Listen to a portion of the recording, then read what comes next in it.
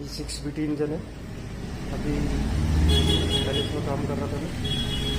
ये इसको ओवरहाल किया है, अभी हमने ओवरहाल करके पेंट वगैरह करके रेडी कर दिया है। देख सकते हो।